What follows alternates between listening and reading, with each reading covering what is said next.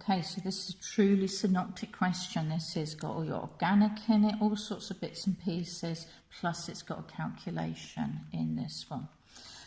We will take a look at all the information we've got at hand here to be able to work this out. Let's start down here that you have got 4 optical isomers. That will tell you that you have 2 chiral centers. Yeah, each chiral center has got 2 optical isomers. So if you've got a second one, you double your amount of optical isomers that are possible there. We've got 1 already just here.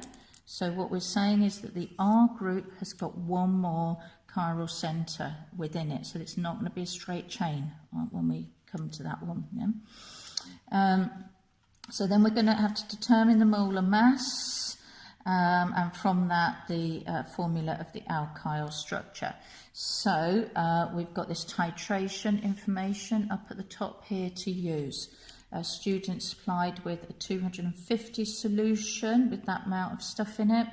They titrate only 25 of that, and there is sodium hydroxide in the burette. We also know how many centimetre cubed we've got in that burette because we calculated it in the last part of the last question, and we got to a value of 22.50 centimetre cubed from our last question on that one.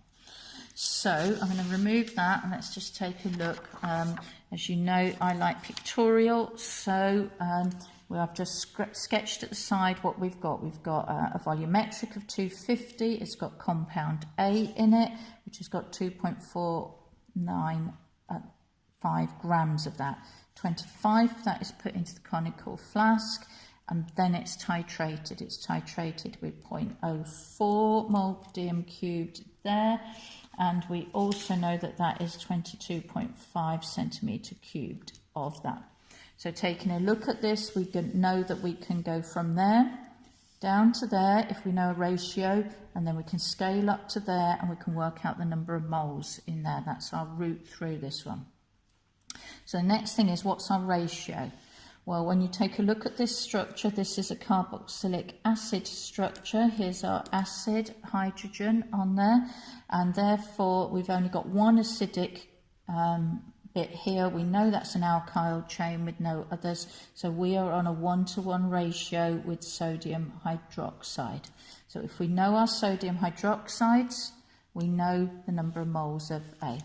So here's our sodium hydroxide. It's 0.084 times by 22.5 over 1,000. There will of course be error carried forwards running through this one, but we'll run it through with the right answer all the way.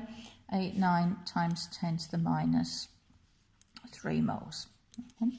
So our number of moles of A equals the same, 1.89 times 10 to the minus 3 moles. That's the moles in the 25 centimetre cubed. So the number of moles of A in the 250 are going to equal 1.89 times 10 to the minus 2 moles. Yeah, we're going to do a times 10. Yeah, we've just done a times 10 to get ourselves to there. So we now know how many moles are in there. We know the mass that's in there. So we can use N equals M over MR.